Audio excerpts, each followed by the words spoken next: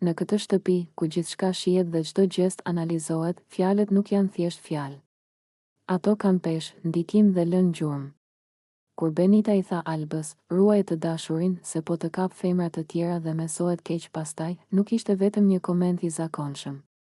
Ishte paralajmërim, një kujtesë për atë që ndodhet përpara syve tanë të gjithëve, por që shpesh mohohet apo injorohet. Kjo thënie nuk është thjesht një këshill për marrëdhënien, por reflektim i dinamikës së brendshme të shtëpisë. Sepse këtu brenda çdo lëvizje, çdo buzëqeshje, çdo flirt mund të interpretohet dhe të shpërndahet në mënyra që nuk i pret. Për shumë, kjo mund të duket si tërheqje dramatike, por në të vërtetë është një thirrje për kujdes, një mënyrë për të mos lejuar që situatat të dalin jashtë kontrollit dhe të krijojnë keqkuptime. Alba mund të ndjejë një lloj presioni nga ky paralajmërim, por është pjesë e lojës. Big Brother është vend ku marrëdhëniet nuk janë thjesht private. Çdo ndjenjë, çdo zgjidhje, çdo reagim ka ndikim tek të gjithë.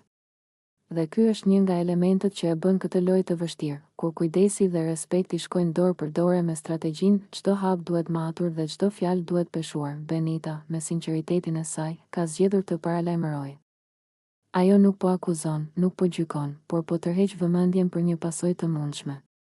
Sepse këtu brenda, lojtarët shpesh harrojnë se si veprimet e tyre mund të interpretohen, dhe se fjalët që fluturojnë lehtë mund të sjellin situata të komplikuara.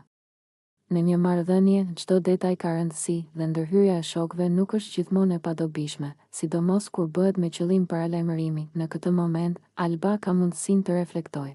Si ndikon ky paralajmërim tek mënyra se si ajo sheh partnerin e saj, tek mënyra se si lidhet me të dhe tek reagimet e saj ndaj situatave të tjera në shtëpi. Sepse këtu nuk ka vetëm një rrugë të drejtë apo të gabuar. Çdo zgjedhje ka pasoja, çdo emocion shfaqet dhe matet.